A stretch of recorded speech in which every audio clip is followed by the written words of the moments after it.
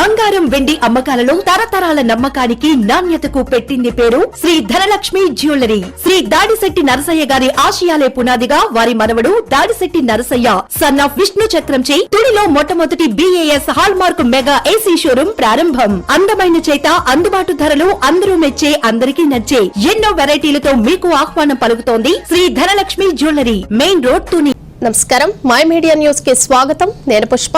అనకాపల్లి జిల్లా సబ్బవరంలో ప్రభుత్వ జూనియర్ కళాశాలలో రాష్ట్ర ప్రభుత్వం ప్రతిష్టాత్మకంగా ప్రవేశపెట్టిన డొక్కా సీతమ్మ మధ్యాహ్న భోజన పథకాన్ని హోమ్ మినిస్టర్ వంగలపూడి అనిత ప్రారంభించారు. సబ్బవరం ఎమ్మెల్యే పంచకర్ల రమేష్ బాబు ఆధ్వర్యంలో జరిగిన ఈ కార్యక్రమంలో హోంమంత్రి అనిత మధ్యాహ్న భోజన పథకాన్ని రుచి చూసి నిర్వాహకులను అభినందించారు. ఈ సందర్భంగా జరిగిన కార్యక్రమంలో ఆమె మాట్లాడుతూ ముఖ్యమంత్రి చంద్రబాబు నాయుడు సారథ్యంలో నిర్వహిస్తున్న మధ్యాహ్న భోజన పథకం విద్యార్థుల భవిష్యత్తుకు ఎంతగానో దోహదపడుతుందన్నారు. తాను చదువుకున్న రోజుల్లో ఇలాంటి సదుపాయాలు లేవని, ఈ కారణంగా ఎంతో మంది విద్యార్థులు డ్రాపౌట్స్గా మిగిలిపోయారని ఆమె పేర్కొన్నారు. ప్రస్తుతం అటువంటి పరిస్థితులు లేకుండా ప్రభుత్వ పాఠశాలతో పాటు జూనియర్ కళాశాలలో కూడా మధ్యాహ్న భోజన పథకాన్ని ప్రవేశపెట్టడం జరిగిందన్నారు. అనంతరం అనిత సబ్బవరం పోలీస్ స్టేషన్ సందర్శించి రికార్డులు పరిశీలించారు. ఈ కార్యక్రమంలో AP oil seed corporation chairman Gandi Babji, Anakapalli జిల్లా collector Vijayakrishnan, MPP Suryakumari, sarpanch D Prasadarao, BJP నాయకులు రామనాయుడు, కళాశాల ఆర్ఐఓ మురళీధర్, అప్పారావు, సుజాత తదితరులు పాల్గొన్నారు. ఈ రోజు మీ అందరికీ కూడా చాలా మంది అనుకోవచ్చు, సాధారణంగా కాలేజీలకు వచ్చేసాం, 10th క్లాస్ అయ్యేసరికి మీకు అందరికీ ఎలా ఉంటుందంటే ఒక చిన్న జోష్. ఎందుకంటే సినిమాల ప్రభావం అవునాయండి, వయసు ప్రభావం అవునాయండి, వాటర్ రేట్ మీద ఏం జరిగినా కూడా ఇంటర్మీడియట్ కాలేజ్కి వెళ్తున్నాం అనేసరికి ఒక రకమైన జోష్ ఉంటుంది. అట్ ద సేమ్ టైం ఒక రకమైన పవర్లా పనిచేస్తుంటుంది. అది ఇంటర్మీడియట్ స్థాయికి వచ్చేసరికి మన తల్లిదండ్రుల కష్టాలు. ఒక్కసారి 10th క్లాస్ అయిన తర్వాత నేను చాలా సందర్భాల్లో ఆడపిల్లలను చూస్తూ ఉంటాను. ఏం చదువుకున్నావు అంటే 10th తర్వాత అంటే ఆపేశారండి. ఏమ్మా అంటే ఇంట్లో పంపించట్లేదు, చదివించట్లేదు. ఏంటి అంటే చదివించలేకపోతున్నారు అనే దానికి ఈరోజు జూనియర్ కళాశాలలు అనేవి చాలా పెద్ద వేదికగా మారినాయి.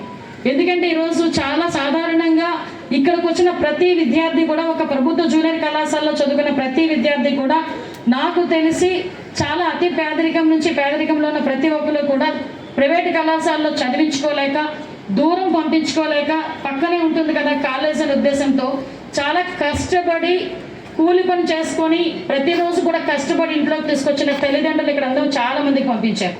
ఇక్కడికి పంపించిన తర్వాత మళ్ళా మధ్యాహ్నం అయ్యేసరికి భోజనానికి ఇంటికి అంత దూరం వెళ్ళలేక చాలా మంది డ్రాప్ అవుట్స్ అవుతున్నారని ఒకే ఒక ఉద్దేశంతో ఇంతకు ముందు తెలుగుదేశం పార్టీ గవర్నమెంట్ ఉండేటప్పుడు ఏదైతే మధ్యాహ్న భోజన పథకం పెట్టారో మళ్ళా తిరిగి లాస్ట్ 5 years అది ఎక్కడ కూడా మనకి కంటికి కానరాలేదు.